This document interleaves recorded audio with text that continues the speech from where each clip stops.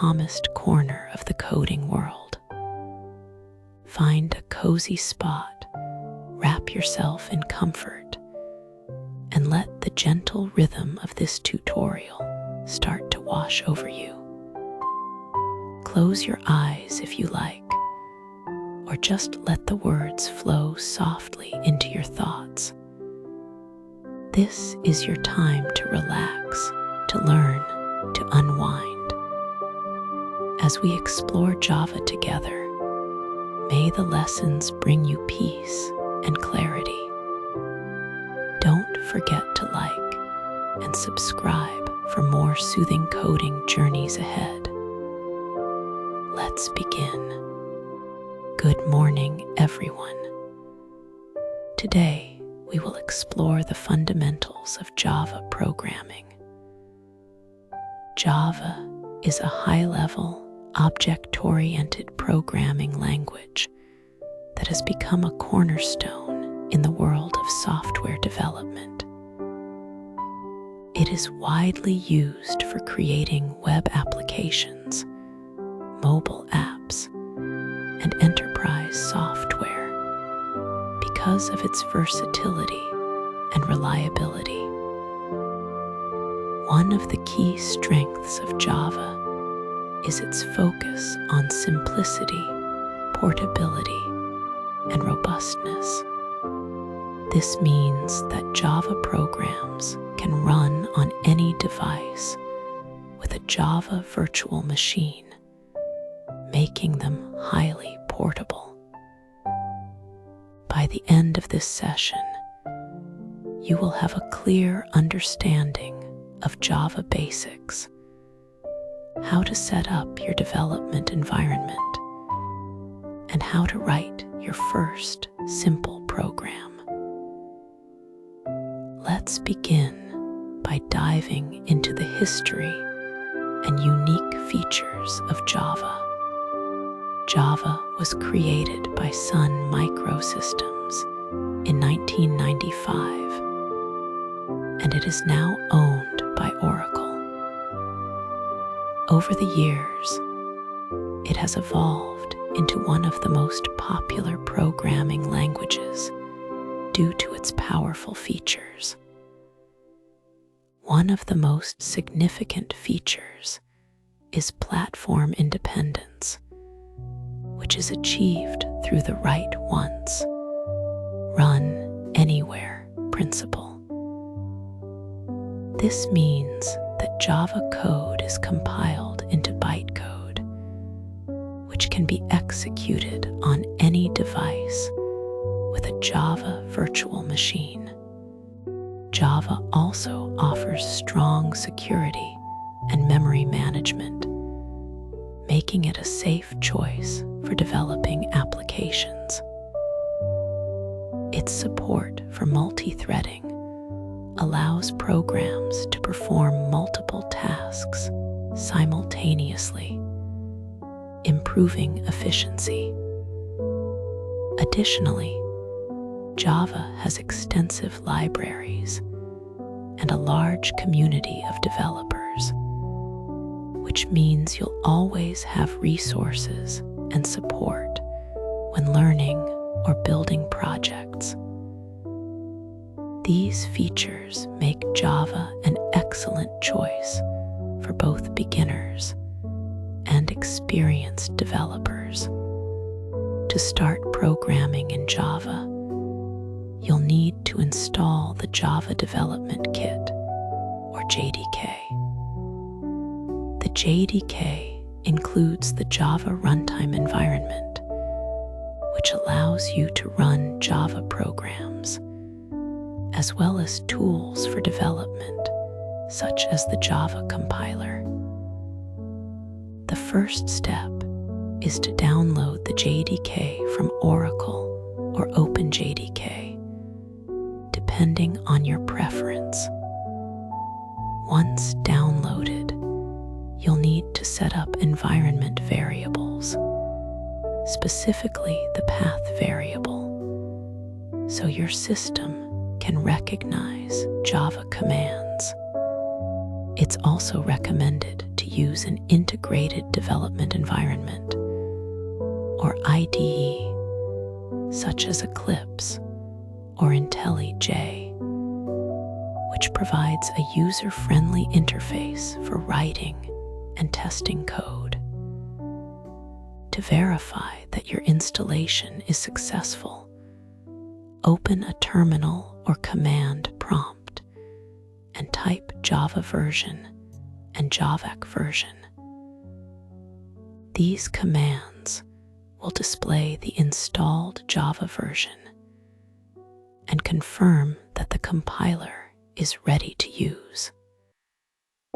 Setting up your environment correctly is the first step toward writing Java programs.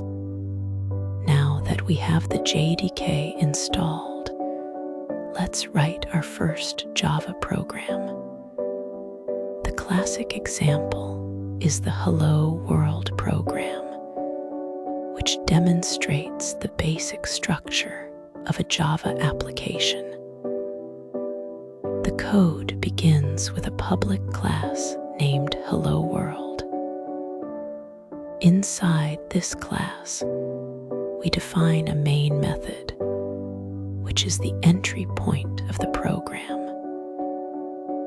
The main method contains a print statement that outputs Hello World to the console.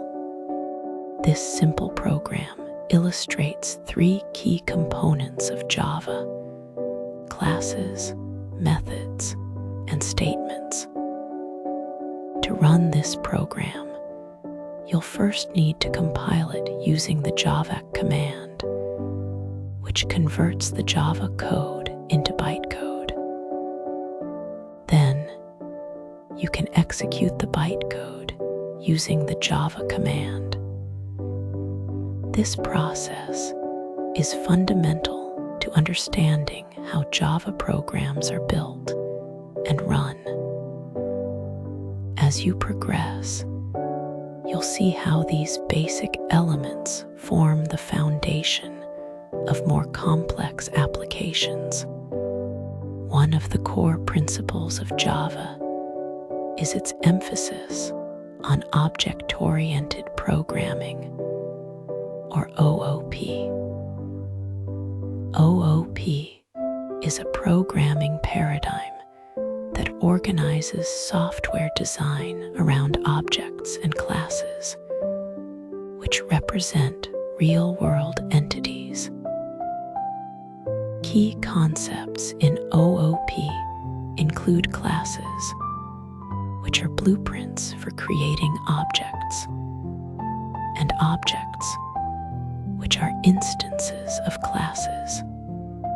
Java also supports inheritance, allowing classes to inherit properties and methods from other classes, and polymorphism, which enables objects to take many forms. Java programs are structured around these objects and classes, making code more modular and reusable. Another essential component of Java is the Java virtual machine, which executes the bytecode generated by the compiler. This abstraction allows Java to run on any platform without needing to rewrite the code. Additionally, Java is statically typed, meaning that variable types must be declared explicitly. This helps catch errors early in the development process and ensures type safety. Understanding these concepts is crucial for building efficient and scalable Java applications. In Java, variables and data types are fundamental to storing and manipulating data. Java has several primitive data types, including integers int, floating point numbers double, characters char, and Boolean values true or false. For example, an integer variable can be declared as int age equals 25, where age is the variable name, and 25 is the assigned value. Java also supports operators that perform operations on these variables. Arithmetic operators such as plus, minus, multiplication, and division allow mathematical calculations. Comparison operators like equals to, greater than, and less than are used to compare values. Logical operators such as and, or help combine conditions. Additionally, Java includes mechanisms for type conversion, both implicit automatic and explicit manual casting. Understanding variables, data types, and operators is essential for writing functional and efficient code. These elements form the building blocks of more complex programming constructs. Control structures in Java allow you to manage the flow of your program. Conditional statements, such as if, and else enable your program to make decisions based on specific conditions. For example, you can use an if statement to check if a variable meets a certain criterion and execute different code paths accordingly. The switch statement is another tool for handling multiple conditions based on a single variable. Loops, including for, while, and do while, allow you to repeat a block of code multiple times. A for loop, for instance, can iterate through a range of values, as shown in the example where the loop runs from 0 to 4. The loop control statements break and continue help manage the execution of loops by terminating them or skipping to the next iteration.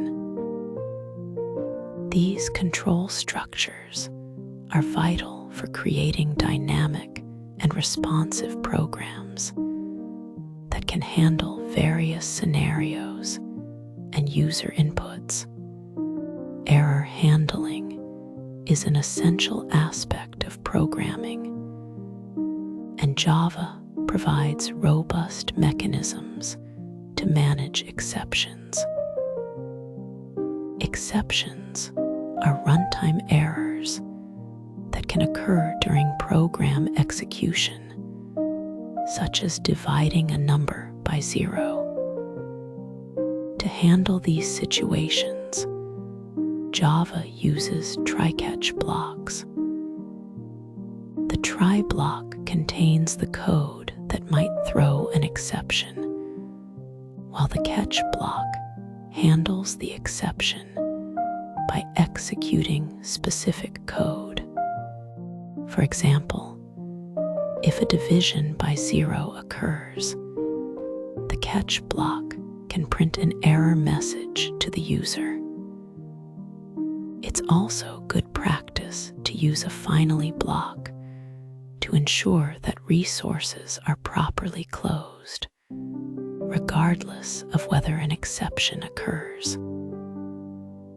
By incorporating error handling into your programs, you can create more reliable and user-friendly applications that gracefully handle unexpected situations.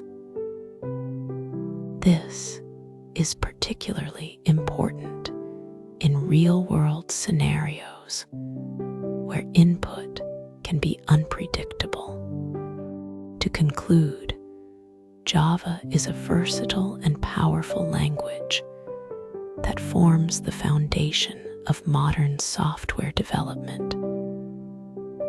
Throughout this session, we've covered the basics of Java, from its history and features to setting up your environment and writing your first program. We've also explored key concepts like object-oriented programming, variables, control structures, and error handling.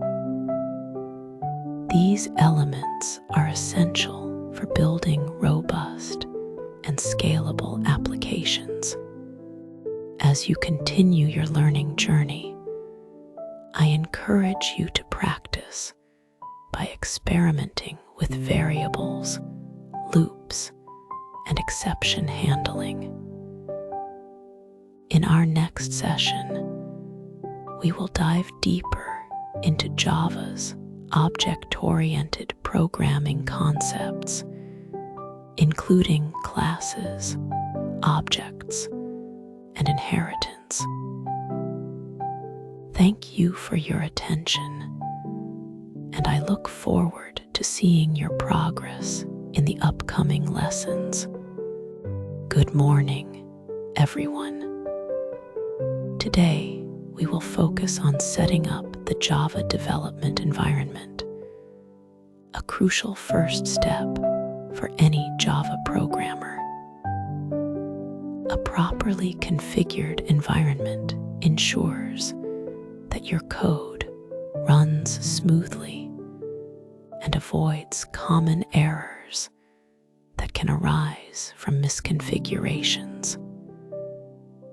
By the end of this session, you will be able to install the Java Development Kit, configure essential environment variables, and set up an integrated development environment.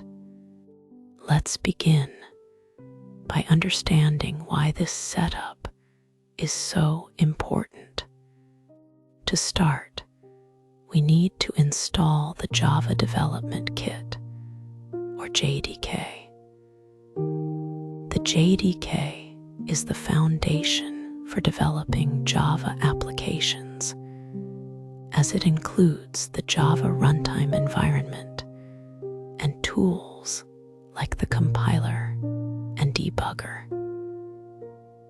You can download the JDK from the official Oracle website or from OpenJDK, which is an open source implementation. When choosing a version, consider your project requirements. For example, JDK 17 and 21 are widely used for modern applications, while older versions may be necessary for legacy systems. The installation process varies by operating system. On Windows, you'll run an installer. On macOS, you might use a DMG file, and on Linux, you could use a package manager. Always ensure you download the correct version for your system. Once the JDK is installed, the next step is to configure environment variables. These variables help your operating system locate Java tools. First, add the Java binaries to the system path variable, which allows you to run Java commands from any directory. Next, set the JAVAHOME environment variable to the JDK installation directory. This tells programs where to find Java. To verify the setup, open a terminal or command prompt and type Java version and JAVAC version. If these commands return the correct version information, your environment variables are configured properly. If not, double-check the paths you set. Now that the JDK is ready, let's choose an appropriate Java IDE. Popular options include Eclipse, IntelliJ IDEA, NetBeans, and Visual Studio Code. Each has its strengths. Eclipse is known for its flexibility. IntelliJ IDEA offers advanced features for beginners and professionals. NetBeans is great for web applications, and Visual Studio Code is lightweight with strong plugin support. When selecting an IDE, consider features like code completion, debugging tools, and plugin ecosystems. For this course, I recommend IntelliJ IDEA because its user-friendly interface and robust tools make it ideal for learning and development. With an IDE selected, the next step is to configure it. Begin by installing the chosen IDE from its official website. Once installed, launch it and navigate to the Settings or Preferences menu. Look for an option to configure the JDK, typically under File Project Structure SDK.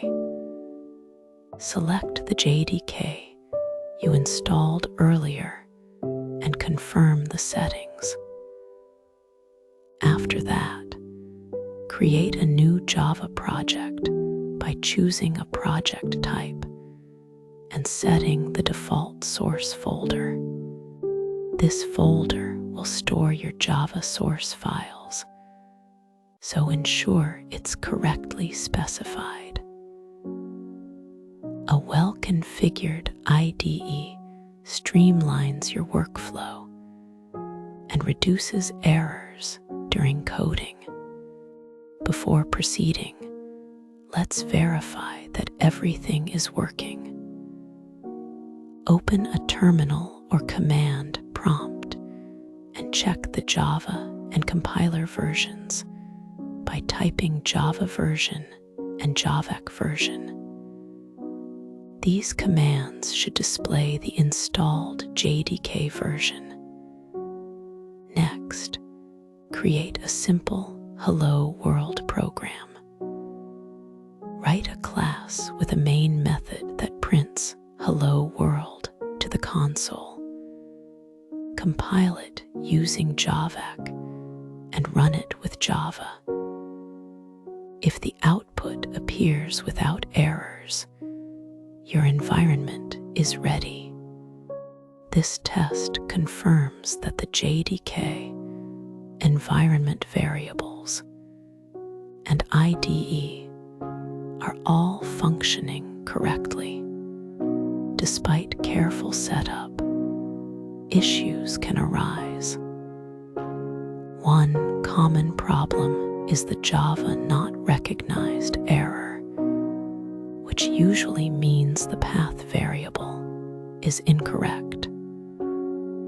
Recheck the path and ensure it includes the JDK bin directory. Another issue is version mismatches, where the IDE uses a different JDK than expected. always verify the selected JDK in the IDE settings. If downloads are blocked by a firewall or antivirus, temporarily disable these tools or add exceptions for the download source. If you encounter other problems, consult the official documentation for your JDK or IDE, as it often provides detailed troubleshooting steps. In summary, a functional Java environment is the cornerstone of effective development. Installing the correct JDK, configuring environment variables, and setting up an IDE are essential steps that ensure a smooth coding experience. If issues occur, approach them systematically by checking each component step by step. Don't hesitate to refer to official resources or community forums for support. With a solid setup, you'll be well equipped to start writing Java programs and exploring the language's full potential. Thank you for your attention.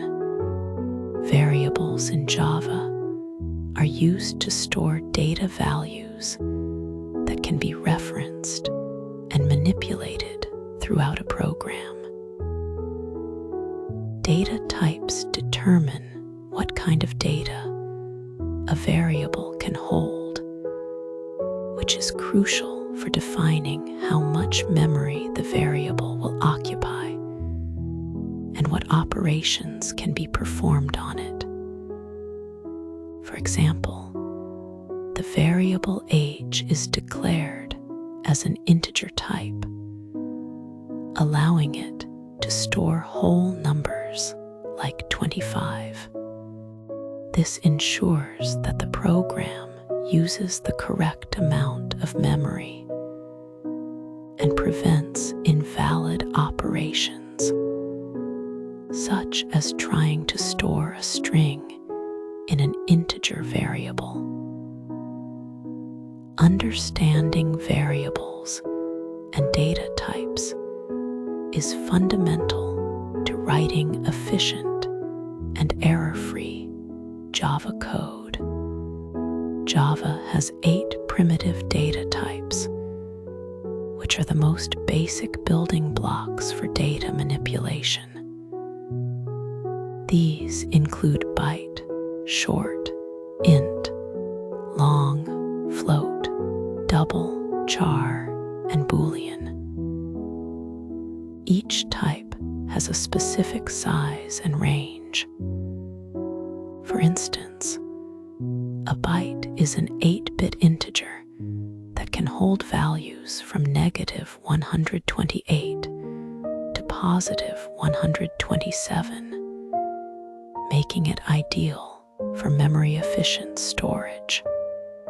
A char is a 16-bit Unicode character, allowing it to represent a wide range of symbols and letters from different languages.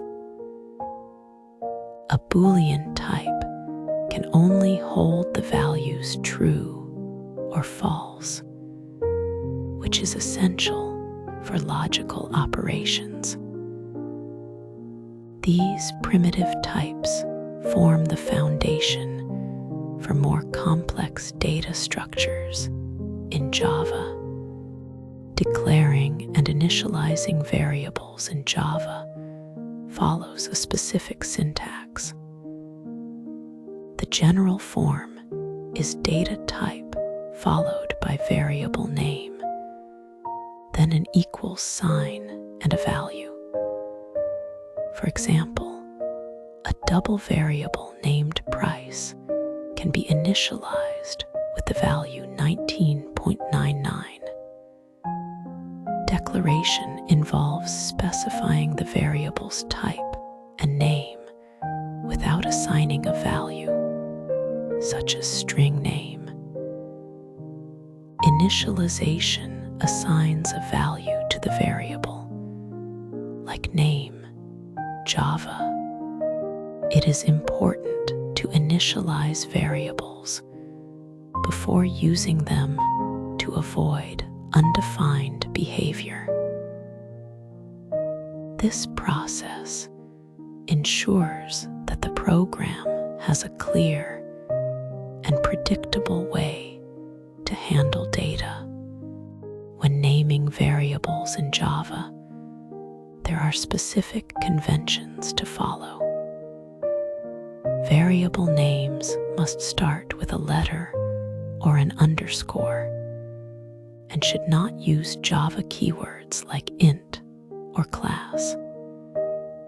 Instead, they should use camel case notation, where the first letter of the first word is lowercase, and subsequent words are capitalized, such as username or studented. This improves readability and helps distinguish variables from other elements in the code. For example, the constant pi is declared as final double pi equals 3.14159 to indicate that it should not be modified, promoting code reliability and clarity. The scope of a variable determines where it can be accessed within a program.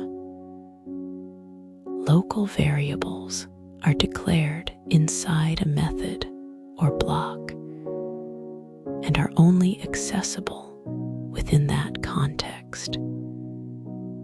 Instance variables are defined within a class, but outside any method, allowing them to be accessed by all methods of the class. Static variables, marked with the static keyword, are shared across all instances of a class. For example, the variable count declared as private int count is an instance variable, meaning each object of the class will have its own copy of count. Understanding scope helps manage data visibility and prevents unintended modifications. Reference data types in Java are used to store references to objects rather than the actual data. These include classes, interfaces, and arrays. For example, the string type is a reference type that points to an object containing a sequence of characters. Unlike primitive types, reference types can hold complex data structures and are stored in the heap memory. The object class serves as the root of all classes in Java, providing a common interface for all objects. This allows for polymorphism and dynamic method dispatch, making object-oriented programming more flexible and powerful. Type conversion and casting in Java allow variables to change their data types, but there are rules to follow. Widening conversion occurs automatically when a smaller data type is converted to a larger one, such as an int being converted to a double. This is safe because it does not result in data loss. Narrowing conversion, however, requires explicit casting and can lead to data loss if the value exceeds the target type's range. For example, converting a double value of 3.14 to an int requires casting, resulting in the value 3. Understanding these conversions is essential to avoid runtime errors and ensure data integrity. Following best practices when working with variables and data types enhances code quality and maintainability. Using descriptive names like total price instead of TP makes the code more readable and easier to understand. Avoiding magic numbers by using constants, such as final static double pi equals 3.14159, improves code clarity and reduces the risk of errors. Declaring variables as final when their values should not change ensures immutability, which is beneficial for thread safety and debugging. Limiting the scope of variables to the smallest possible context reduces the chance of unintended side effects and makes the code more efficient. Variables and data types are the cornerstone of Java programming, enabling the storage and manipulation of data. Proper use of these concepts ensures that programs are efficient, readable, and less prone to errors. Understanding the difference between primitive and reference types helps in selecting the appropriate data structure for specific tasks. Adhering to naming and scoping rules further enhances code clarity and maintainability. By applying these principles, developers can create robust and scalable Java applications that meet the demands of modern software development. Operators are symbols that perform operations on variables and values. For example, a plus sign is used to add two numbers, while a minus sign subtracts one value from another. Expressions, on the other hand, are combinations of variables, operators, and literals that evaluate to a single value. This could be as simple as adding two numbers, or as complex as a series of nested operations. Understanding operators and expressions is essential for writing logical and functional Java code because they allow you to manipulate data and create dynamic, responsive programs. Without a solid grasp of these concepts, it would be challenging to build the logic required for even basic applications. Java provides a variety of operators to handle different tasks.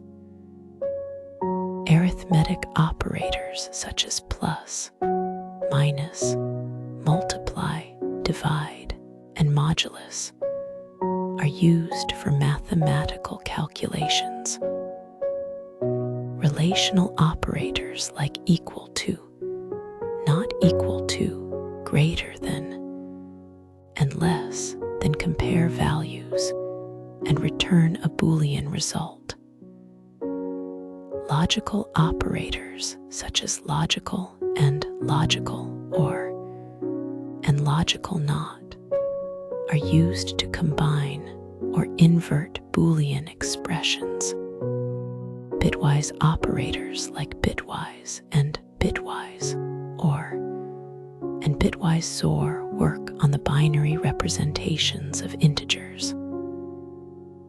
Assignment operators such as equals, add and assign, and subtract and assign allow you to assign values to variables efficiently. Finally, the conditional operator, also known as the ternary operator, provides a shorthand for simple if-else statements. Each of these operator types plays a critical role in building robust Java programs. Arithmetic operators are fundamental for performing basic mathematical operations. The plus operator adds two values. The minus operator subtracts one from another. The multiply operator multiplies two numbers. The divide operator performs division, and the modulus operator returns the remainder after division. For instance, the expression int sum equals 5 plus 3 would assign the value 8 to the variable sum. When dividing integers, Java truncates the decimal part. So 5 divided by 2 would result in 2 instead of 2.5.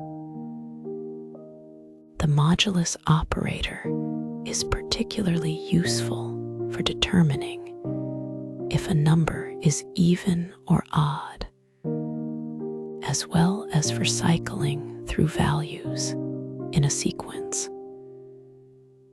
These operators form the backbone of any calculation in Java. Relational operators are used to compare two values and determine their relationship. The equal to operator checks if two values are the same, while the not equal to operator verifies if they are different. The greater than operator tests if one value is larger than another, and the less than operator does the opposite. The greater than or equal to and less than or equal to operators extend this comparison to include equality. For example, the expression Boolean result equals 10 greater than 5 would evaluate to true. These operators are essential for creating conditions in control structures like if statements and loops, allowing programs to make decisions based on data. Logical operators are used to combine or invert Boolean expressions, enabling more complex decision-making. The logical and operator returns true only if both conditions are true, while the logical or operator returns true if at least one condition is true. The logical not operator inverts the Boolean value of an expression. For example, the condition if x greater than 5 logical, and y less than 10 would execute a block of code only if both x is greater than 5 and y is less than 10.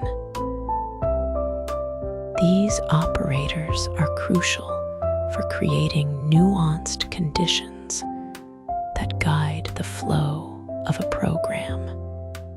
Bitwise operators operate on the binary representations of integer types, such as int and long. The bitwise and operator compares each bit of two numbers and returns 1 only if both bits are 1. The bitwise or operator returns 1 if at least one of the bits is 1. The bitwise XOR operator returns 1 if the bits are different. The bitwise NOT operator inverts all the bits of a number. Shift operators like left shift and right shift move the bits of a number to the left or right, effectively multiplying or dividing by powers of 2. The unsigned right shift operator fills the leftmost bits with zeros, which is useful for handling negative numbers. For example, the expression int result equals 5 bitwise and 3 would evaluate to 1 because 5 in binary is 101 and 3 is 11, resulting in 1. These operators are powerful tools for low-level programming and optimizations. Assignment operators simplify the process of assigning values to variables. The simple assignment operator equals assigns a value directly to a variable. The add and assign operator, such as x plus equals 5, adds a value to the variable and assigns the result back to it. Similarly, subtract and assign, multiply and assign, divide and assign, and modulus and assign perform their respective operations and update the variable. For example, x plus equals 5 is equivalent to x equals x plus 5. These operators enhance code readability and reduce the need for repetitive code, making it easier to manage variable updates. The conditional operator, also known as the ternary operator, provides a concise way to write simple if-else statements. Its syntax is condition question mark value if true colon value if false. For instance, the expression int max equals a greater than b question mark a colon b would assign the larger of a or b to the variable max.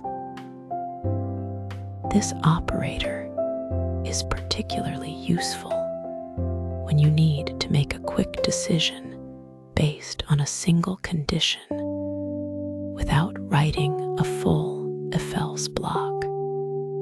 It streamlines code and improves clarity in situations where the logic is straightforward. Operator precedence determines the order in which operations are performed in an expression. For example, in the expression 3 plus 5 multiplied by 2. The multiplication is executed first due to higher precedence, resulting in 13 instead of 16. Parentheses can override this order, allowing you to control the evaluation sequence. The common precedence order starts with parentheses, followed by unary operators, then arithmetic operations, relational comparisons, logical operations, and finally assignment. Understanding precedence is crucial for avoiding errors and ensuring expressions behave as intended. Always use parentheses to clarify complex expressions and prevent unexpected results. Expressions in Java are combinations of variables, constants, and operators that evaluate to a single value. For example, the expression int result equals a plus b multiplied by c groups, the addition first, and then multiplies the result by c expressions can be used in assignments, where a value is stored in a variable, in conditions that control program flow, and in method calls that pass values as arguments. They are the building blocks of Java code, enabling developers to perform calculations, make decisions, and pass data between different parts of a program. Mastery of expressions is essential for writing efficient and effective Java applications. When working with operators, there are several common pitfalls to avoid. One of the most frequent mistakes is confusing the assignment operator equals with the equality operator equal to. This can lead to unintended behavior, as the assignment operator sets a value rather than comparing it. Another issue is neglecting operator precedence, which can cause expressions to evaluate in an unexpected order. For example, without parentheses, a division might occur before a multiplication, altering the result. Finally, using bitwise operators on non-integer types, such as floats or doubles, is invalid and will result in compilation errors. Being mindful of these issues helps prevent bugs and ensures code behaves as expected. Operators and expressions are fundamental for manipulating data in Java. They allow you to perform calculations, make decisions, and control the flow of your programs.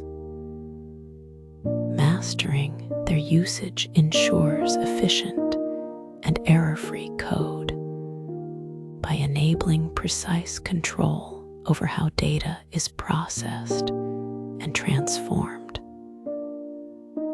Practice writing expressions with different operators to reinforce your understanding and build confidence in creating complex logic. By becoming proficient with these concepts, you will be well equipped to develop robust and reliable Java applications that meet the demands of modern software development. Control flow statements are fundamental to programming as they dictate the sequence in which code is executed. These statements allow programs to make decisions and perform repetitive tasks, which is essential for creating dynamic and responsive applications.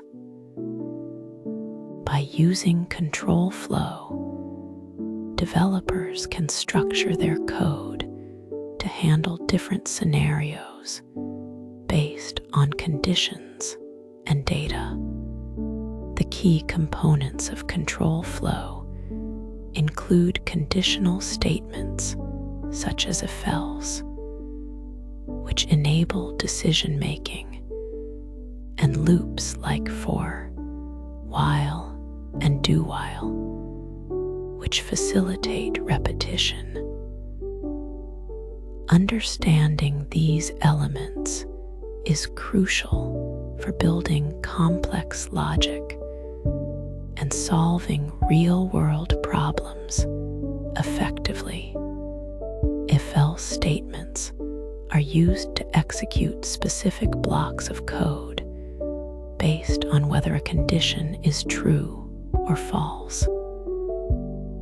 The if keyword checks a condition, and if it evaluates to true, the corresponding code block is executed. If the condition is false, the else block runs instead. This structure allows programs to choose between two or more possible outcomes. Additionally, else-if statements can be used to check multiple conditions in sequence, making the code more efficient and readable. For example, if a variable x is greater than 10, the program will print a message indicating that x is greater than 10. Otherwise, it will print a message stating that x is 10 or less. This mechanism is vital for handling branching logic in applications. Nested if-else statements allow for the inclusion of one if-else block within another, enabling the handling of complex decision-making scenarios. This structure is particularly useful when multiple conditions must be evaluated in a hierarchical manner. For instance, a program might first check if a variable x is greater than 10, and if that condition is true, it could then check another variable y to determine further actions. This nesting allows for precise control over program flow, but should be used judiciously to avoid excessive complexity.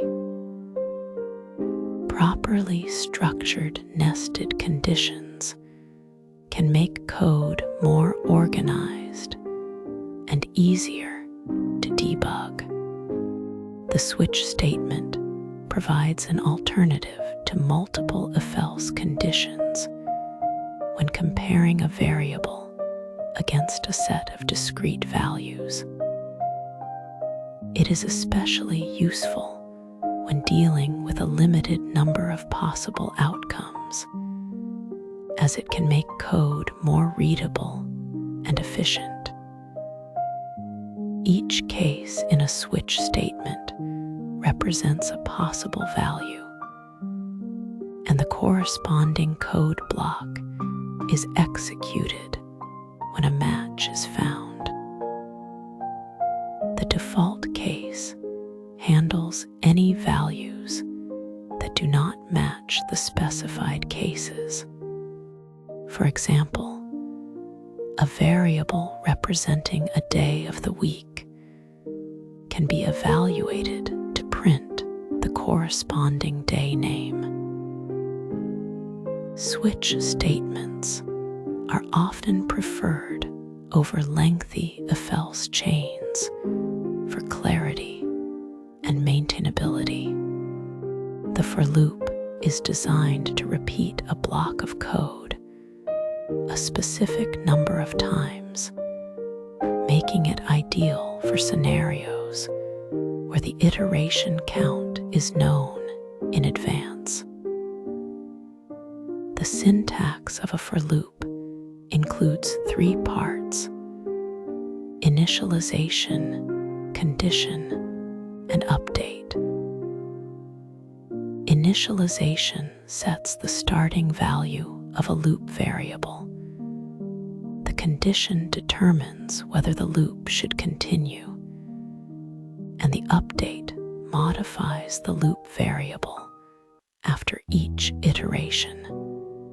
For example, a for loop can be used to print numbers from 0 to 4 by initializing a variable I to 0, checking if I is less than 5, and incrementing I by 1 each time. This structure is commonly used for iterating over arrays or performing repetitive tasks efficiently. The while loop is used to execute a block of code repeatedly as long as a specified condition remains true. Unlike the for loop, the while loop does not have an explicit initialization or update step, making it suitable for situations where the number of iterations is not predetermined. The condition is evaluated before each iteration, and if it is false initially, the loop body will not execute at all. For example, a while loop can be used to print numbers from 0 to 4 by initializing a variable I to 0 and incrementing it within the loop until it reaches 5. Developers must ensure that the loop condition eventually becomes false to avoid infinite loops, which can cause programs to hang or crash. The do-while loop is similar to the while loop, but guarantees that the loop body executes at least once before the condition is checked. This makes it particularly useful when the code needs to run once regardless of the initial condition. The syntax of a do-while loop places the condition at the end of the loop, ensuring that the body is executed first. For example, a do-while loop can be used to print numbers from 0 to 4 by initializing I to 0, printing the value, and incrementing it until it reaches 5. This structure is often employed in scenarios where user input or a specific action must occur before evaluating the condition. The break and continue statements provide additional control over loop execution. The break statement exits the loop entirely, while the continue statement skips the remaining code in the current iteration and proceeds to the next one. These statements are useful for managing complex loop logic and optimizing performance.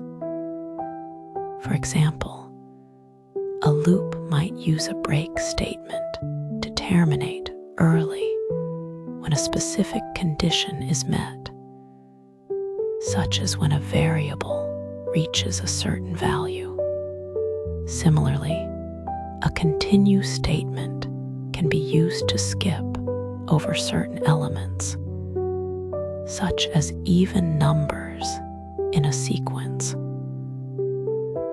Proper use of these statements can enhance the efficiency and readability of code. Control flow statements are essential for creating dynamic and responsive programs, as they allow for decision-making and repetition. Mastering FL statements and loops is fundamental to developing complex applications, as they form the basis of logical operations in programming. By practicing the implementation of these concepts, developers can improve their ability to solve problems and build efficient solutions, whether it is handling conditional branches or automating repetitive tasks. A strong understanding of control flow is crucial for any programmer. Continued practice and experimentation with these structures will enhance coding skills and enable the creation of more sophisticated programs. Methods are reusable blocks of code that perform specific tasks. Think of them as mini programs within your larger code base. They make your code more readable because instead of writing the same logic multiple times, you can call a method by its name. This improves maintainability because if you need to change something, you only have to update the method once. Modularity is another benefit, as methods allow you to break down complex problems into smaller, manageable pieces. Java provides both built-in methods, like the ones in the math class or system, out, println, and user-defined methods that you create to suit your specific needs. The basic structure of a method in Java is access modifier return type method name parameters. Let me explain each part. The access modifier, such as public, private, or protected, determines where the method can be accessed from. The return type specifies what kind of value the method will send back, like int or string. The method name should be a verb or action that describes what the method does. Parameters are the inputs the method requires, enclosed in parentheses. For example, a method called printMessage with no parameters would look like public static void printMessage, system, out, println hello. The static keyword means this method belongs to the class itself, not an instance. Parameters are the variables listed in the method definition, while arguments are the actual values you pass when calling the method. For instance, if a method has a parameter int number, you might pass the argument 5 when invoking it. Parameters can be primitive types like int or char, or object types like string or custom classes. When you pass a primitive type, the method works with a copy of the value. But when you pass an object, the method receives a reference to the original object. This means changes to the object inside the method can affect the original data outside. Understanding this distinction is key to avoiding unexpected behavior in your programs. Methods can return a single value using the return statement, which sends the result back to the caller. The return type in the method signature must match the data type of the value being returned. For example, a method that adds 2 numbers might have a return type of int and return the sum. If a method does not need to return anything, you use the void keyword. Consider this example. Public int addend a int b, return a plus b. Here, the method takes 2 integers as parameters, adds them, and returns the result. This allows other parts of your code to use the output of the method for further calculations or decisions. Method overloading is a powerful feature that lets you define multiple methods with the same name but different parameters. The Java compiler distinguishes between them based on the number, type, or order of the parameters. For example, you could have a method called print that accepts an integer and another that accepts a string. When you call print 5, the compiler knows to use the integer version. And when you call print hello, it uses the string version. This makes your code more intuitive and easier to read, as you can use the same method name for similar operations with different data types. Overloading is especially useful when you want to provide flexibility in how a method is used. Static methods belong to the class itself rather than any specific instance, which means they can be called without creating an object. For example, the math class has static methods like sqrt or pow that you can use directly. Instance methods, on the other hand, require an object to be created first. If you have a class called car, an instance method like startEngine would need a car object to work. Static methods are often used for utility functions, while instance methods handle behavior specific to an object.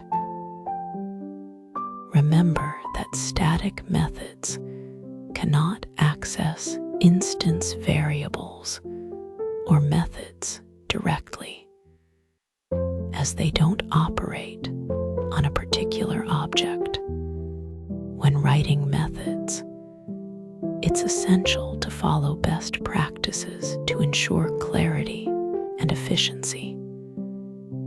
Keep methods short and focused on a single task, like calculating a sum or validating input, to make them easier to understand and test. Use descriptive names that clearly indicate what the method does, such as calculate sum or validate user.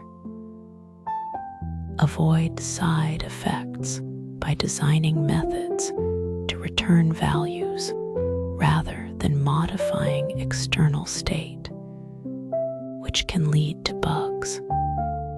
For example, a method that updates a database should return a success or failure status instead of altering variables outside its scope.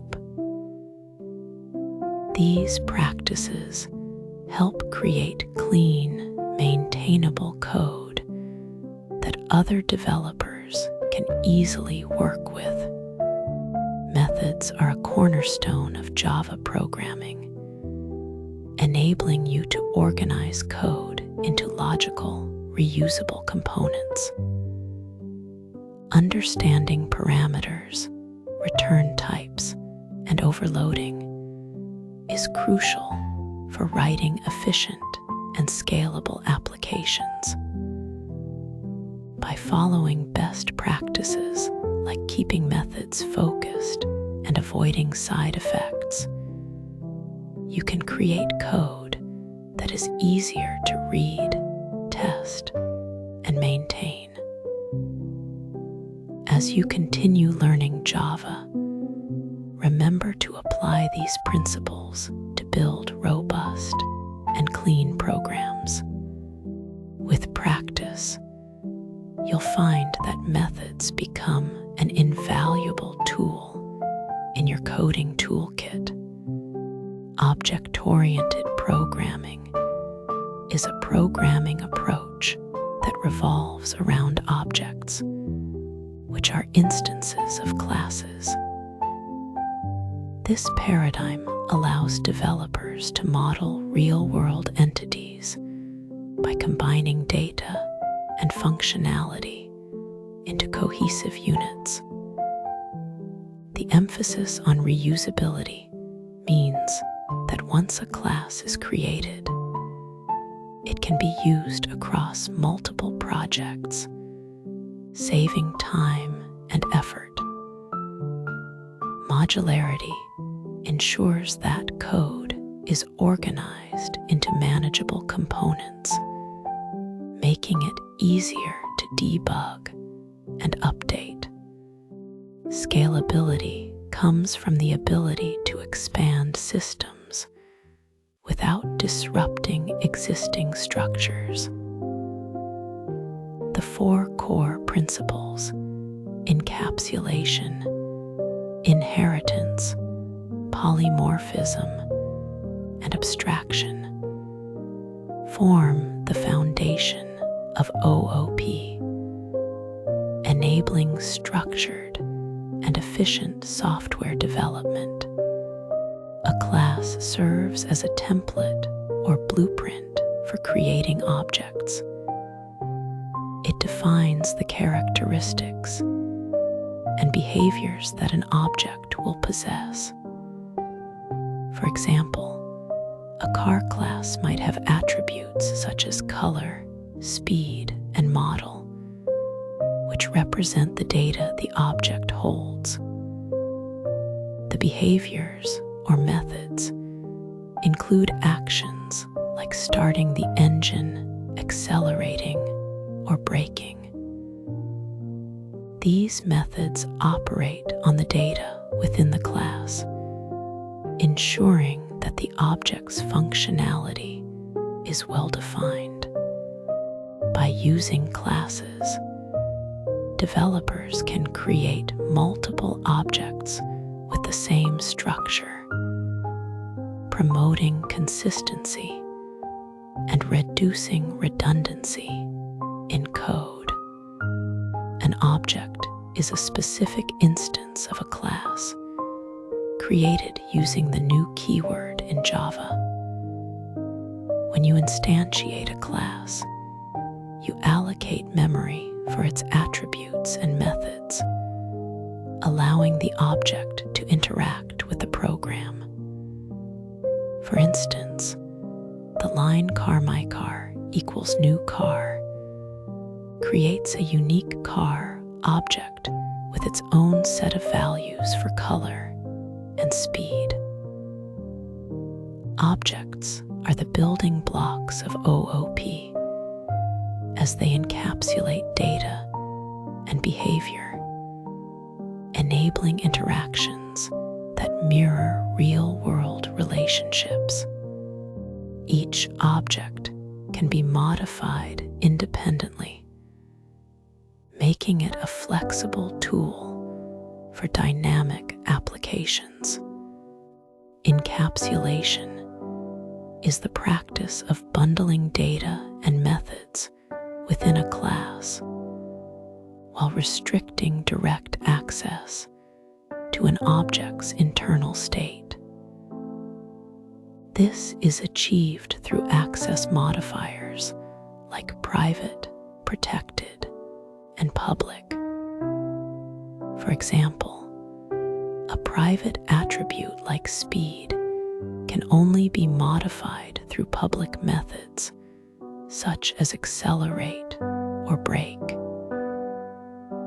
This protects the data from unintended changes and ensures that interactions with the object occur through well-defined interfaces. Encapsulation also enhances security and simplifies maintenance by isolating changes to specific parts of the code. Inheritance allows a class to inherit properties and methods from another class, creating a hierarchical relationship. The superclass or base class contains shared attributes and behaviors, while the subclass or derived class extends or modifies these features. For instance, an animal class might have a method like eat, which is inherited by a dog subclass. This promotes code reuse and establishes a clear structure for related classes. Inheritance also supports the concept of generalization, where more specific classes build upon the functionality of broader, more generic ones. Polymorphism, derived from the Greek words for many and forms, allows methods to behave differently based on the object they are called on. This is achieved through method overriding, where a subclass provides a specific implementation of a method from its superclass, and method overloading, where multiple methods share the same name but differ in parameters. For example, a draw method in a circle class might render a circle, while the same method in a square class draws a square. Polymorphism enables flexible and extensible code, as operations can be tailored to the specific needs of each object. Abstraction simplifies complex systems by hiding unnecessary details and exposing only essential features. This is done through abstract classes and interfaces, which define a contract for what a class must implement without specifying how.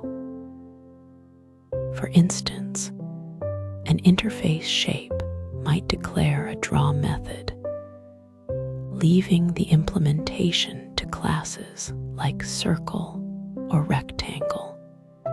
Abstraction allows developers to focus on what an object does rather than how it does it, making the code easier to manage and understand.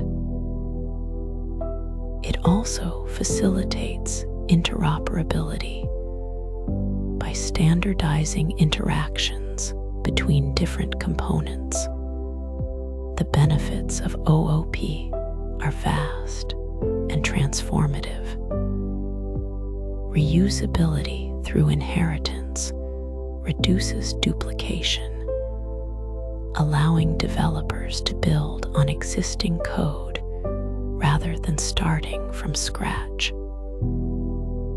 Maintenance becomes more straightforward as changes are localized to specific classes, minimizing the risk of unintended side effects.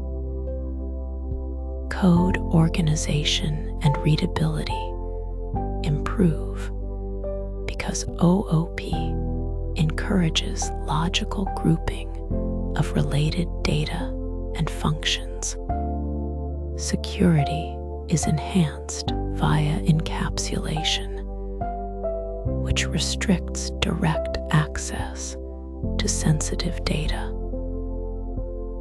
Together, these advantages make OOP a cornerstone of modern software engineering, enabling scalable, robust, and maintainable applications. Object-oriented programming is a fundamental concept in modern software development, shaping how we design and structure code. By mastering classes, objects, and the core principles of OOP, developers can create efficient, scalable, and maintainable programs. Practicing the creation of classes and leveraging inheritance, polymorphism, and other OOP features is essential for becoming proficient in Java.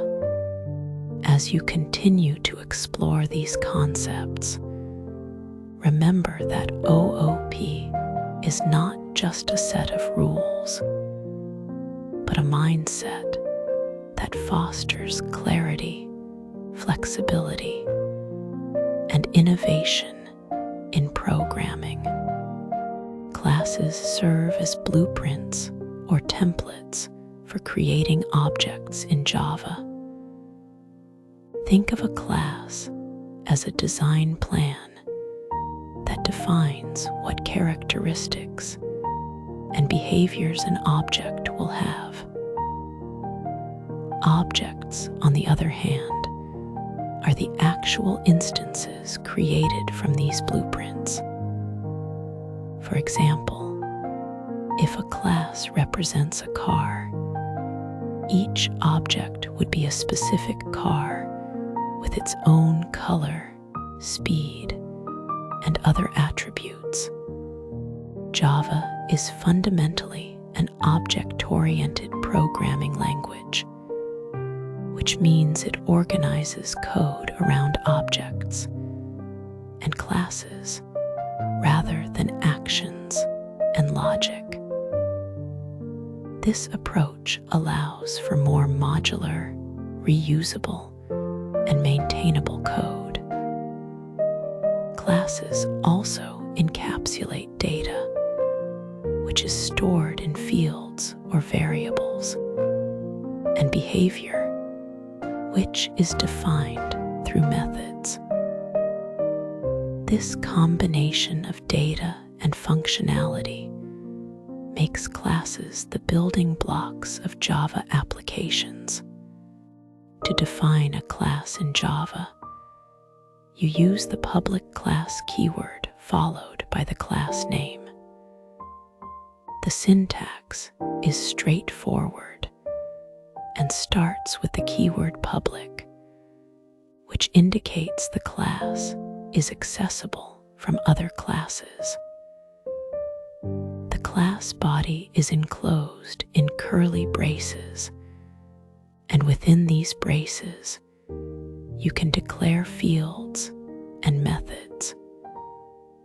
Fields are variables that hold the data for the class, while methods are functions that define the actions the class can perform.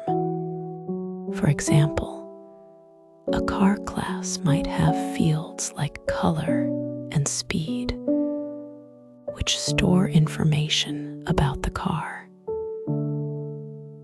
This structure allows you to organize related data and functionality in a single place, making your code easier to manage and understand. Creating an object in Java involves using the new keyword, which allocates memory for the object and initializes it. When you instantiate a class, you are essentially creating a specific instance of that class. For example, the line car my car equals new car creates a new car object and assigns it to the variable my car. Once an object is created, you can access its fields and methods using the dot operator. This operator connects the object to its members, allowing you to set or retrieve values. For instance, my car color equals red changes the color of the car object to red, while my car speed would retrieve its current speed. This mechanism enables interaction with the object's data and behavior. Attributes, also known as fields, are the data elements that describe the state of an object. These can include variables like strings, integers, or other data types. For example, a car object might have attributes such as color, speed, and model. Methods, in contrast, are the functions that define the actions an object can perform.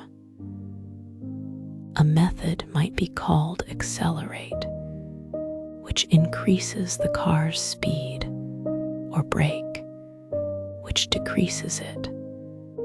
These methods operate on the object's attributes, allowing the object to respond to different operations.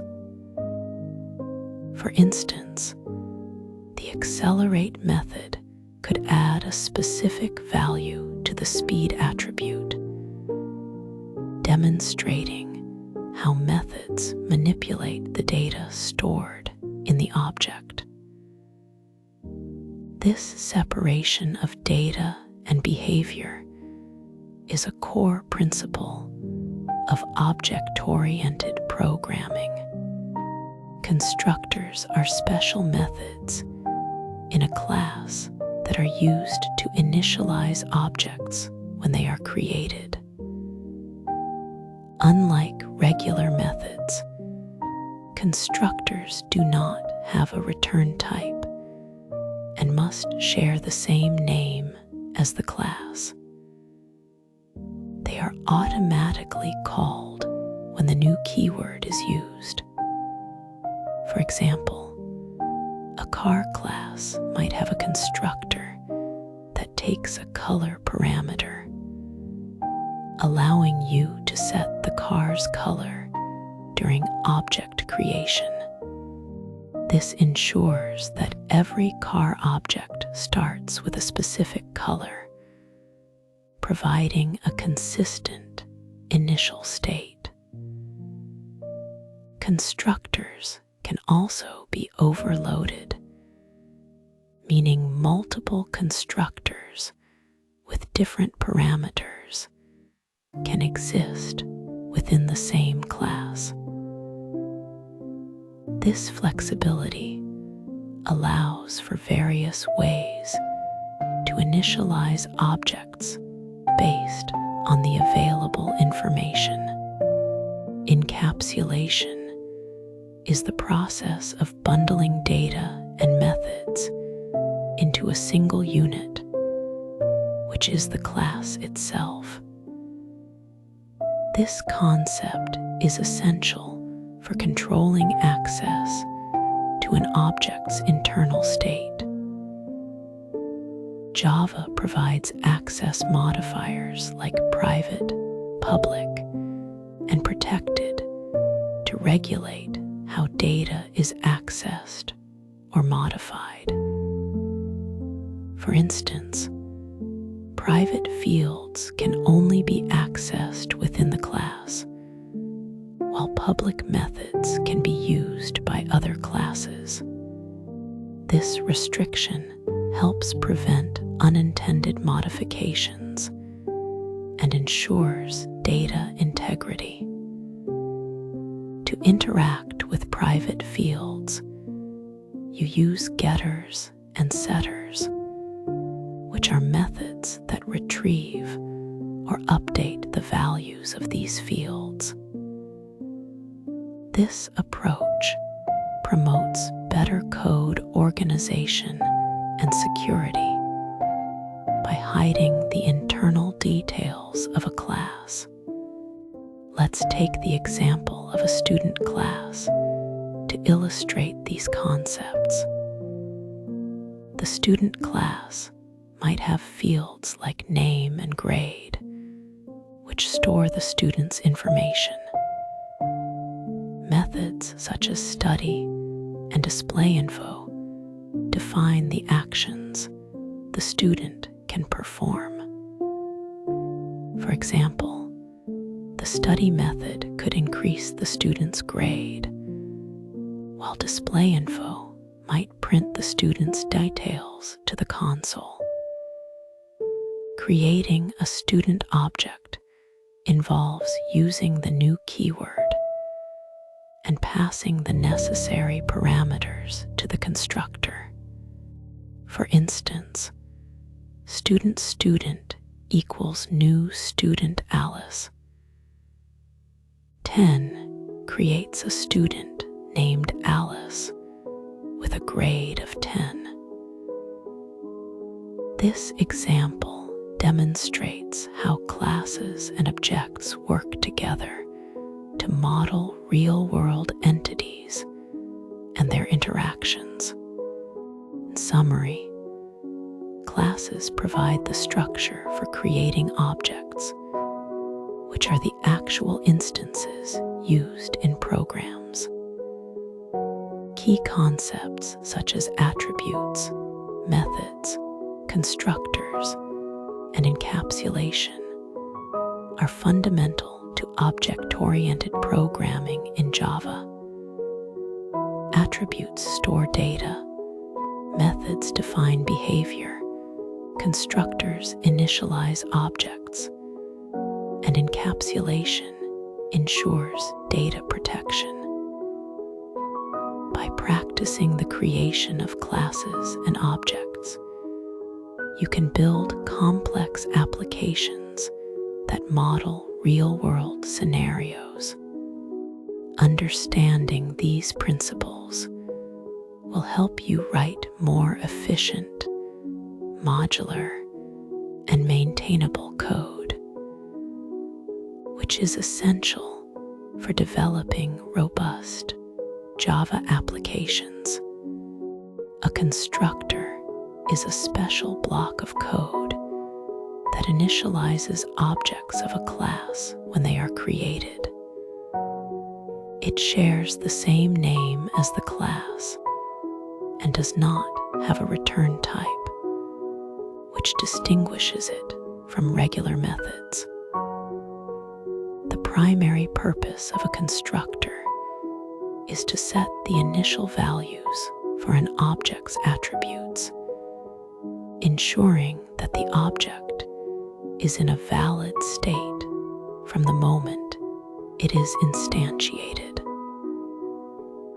Unlike methods, constructors are automatically called when an object is created using the new keyword. This automatic invocation makes constructors essential for setting up the initial configuration of an object. There are several types of constructors in Java. The default constructor is automatically provided by the compiler if no other constructors are defined in the class. It does not take any parameters and initializes the object with default values. A parameterized constructor, on the other hand, accepts arguments to assign specific values to the object's attributes during creation. This allows for more flexible and customized object initialization. Finally, a copy constructor is used to create a new object by copying the values of an existing object of the same class. While Java does not have a built-in copy constructor, it can be manually implemented to achieve this functionality. Constructor overloading is a powerful feature that allows a class to have multiple constructors with the same name but different parameters. This means that the same constructor name can be used to create objects in various ways, depending on the arguments provided. For example, a class might have one constructor that takes an integer and another that takes a string, enabling different initialization scenarios.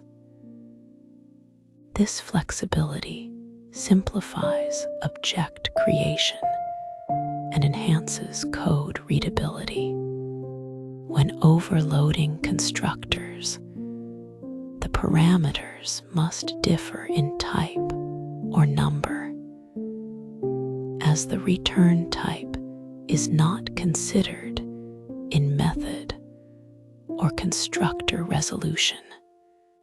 Access modifiers in Java determine the visibility and accessibility of classes, methods, and variables. There are 4 types of access modifiers: public, private, protected, and default. These modifiers play a crucial role in controlling how components of a class can be accessed from other classes and packages. By using access modifiers, developers can enforce encapsulation, which is a fundamental principle of object-oriented programming. Proper use of these modifiers ensures that data and methods are only accessible where necessary, improving security and maintainability. The public access modifier makes a class, method, or variable accessible from any other class, regardless of the package it belongs to. This level of accessibility is useful for methods or variables that need to be used across different parts of an application. For instance, a public variable like age can be accessed and modified by any other class. However, it is important to use public modifiers judiciously, as excessive use can lead to vulnerabilities and reduce the ability to control data integrity. Public methods often form the interface of a class, providing external access to its functionality. The private access modifier restricts access to a class, method, or variable to only the class in which it is defined. This ensures that sensitive data or internal logic cannot be directly modified or accessed from outside the class. For example, a private variable like name is completely hidden from other classes, promoting data encapsulation. By keeping data private, developers can control how it is accessed and modified through public methods, such as getters and setters. This practice enhances security and ensures that the internal state of an object remains consistent. The protected access modifier provides a middle ground between private and public. It allows access within the same package and also to subclasses, even if they are in different packages. This makes protected modifiers ideal for scenarios where inheritance is involved, as it enables subclasses to inherit and use protected members while keeping them hidden from unrelated classes. For example, a protected variable like salary can be accessed by subclasses in other packages, but not by classes in the same package that are not its subclasses. This balance of accessibility supports flexible and secure object-oriented design. The default access modifier, also known as package private, is applied when no access modifier is explicitly declared. It allows access only within the same package, making it suitable for components that should not be exposed to classes outside the package. For instance, a default variable like count can be accessed by any class in the same package, but not by classes in other packages. This level of access is useful for internal implementation details that do not need to be exposed to the wider application.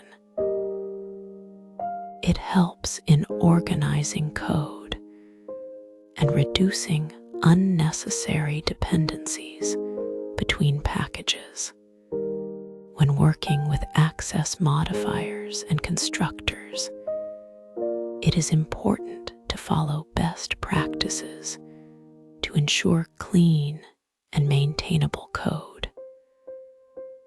For sensitive data, always use the private modifier to prevent direct access and enforce encapsulation.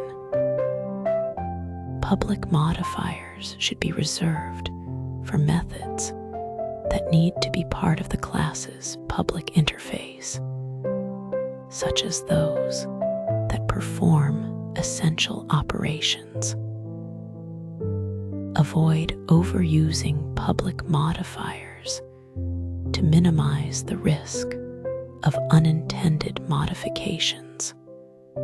Additionally, choose access modifiers based on the specific needs of your design, balancing accessibility with security and maintainability.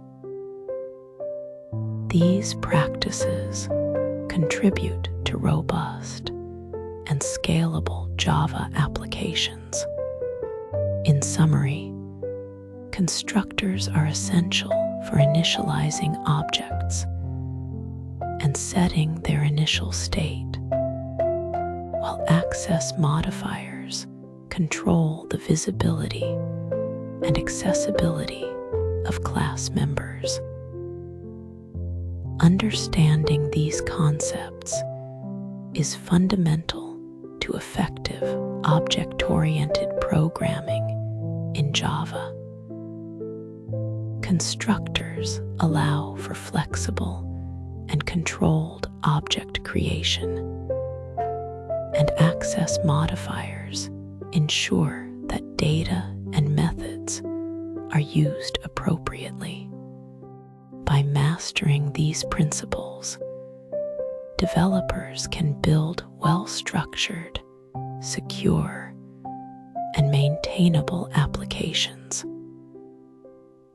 Practicing the use of constructors and access modifiers will strengthen your ability to design and implement high-quality Java programs. Inheritance is a fundamental concept in object-oriented programming that allows a class, known as a subclass, to inherit properties and methods from another class, referred to as a superclass.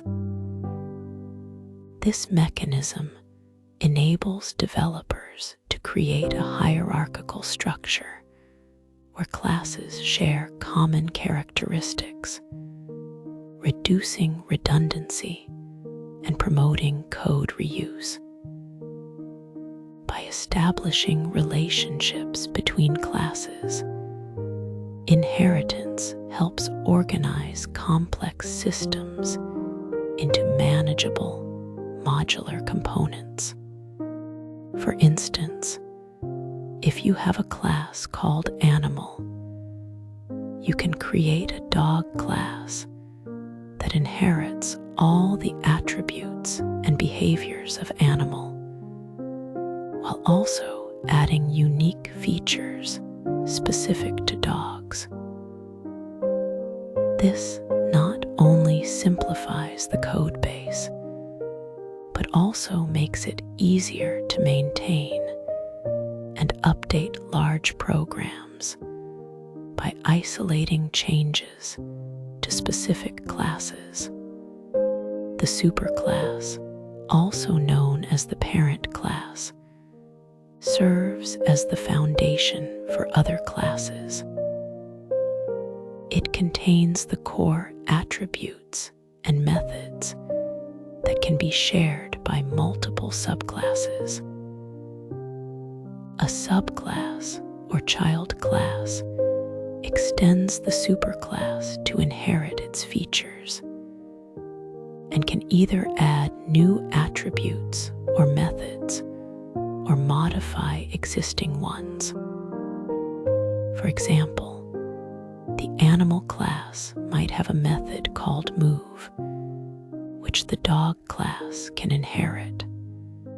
However, the dog class could also override this method to provide a more specific implementation, such as running or walking. This relationship allows for a logical hierarchy where common functionality is centralized in the superclass, while specialized behavior is defined in the subclasses. Understanding this distinction is crucial for designing scalable and flexible software systems. The keyword super in Java is used to refer to the immediate parent class of a subclass. It plays a vital role in accessing the superclass's constructors, methods, and variables. For instance, when a subclass is initialized, the super keyword can be used to call the superclass's constructor, ensuring that the parent class's state is properly initialized before the subclasses. Additionally, super allows a subclass to invoke methods or access variables from the superclass, even if the subclass has overridden them. This is particularly useful when you want to retain the original behavior of the superclass while adding new functionality. For example, a dog class might call supermove to execute the move method defined in the animal superclass before implementing its own version.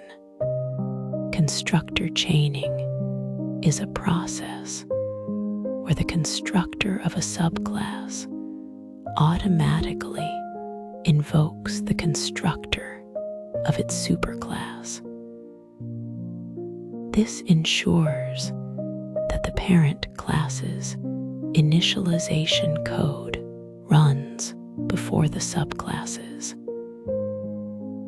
If the subclass constructor does not explicitly call super, the compiler automatically inserts a call to the no-argument constructor of the superclass. However, if the superclass does not have a no-argument constructor, the subclass must explicitly call one of the superclass's constructors using super. This chaining of constructors is essential for maintaining the integrity of the object's state across the hierarchy. For example, when creating a dog object, the dog constructor would first call the animal constructor to set up the animal's basic properties before initializing the dog-specific attributes. Method overriding occurs when a subclass provides a specific implementation of a method that is already defined in its superclass. This allows the subclass to customize or extend the behavior of the inherited method. To override a method, the subclass must use the same method name, parameters, and return type as the superclass method. The @override annotation is often used to indicate that a method is intended to override a superclass method, helping to prevent errors. For example, if the animal class has a speak method that prints animal sound, the dog class can override this method to print woof instead.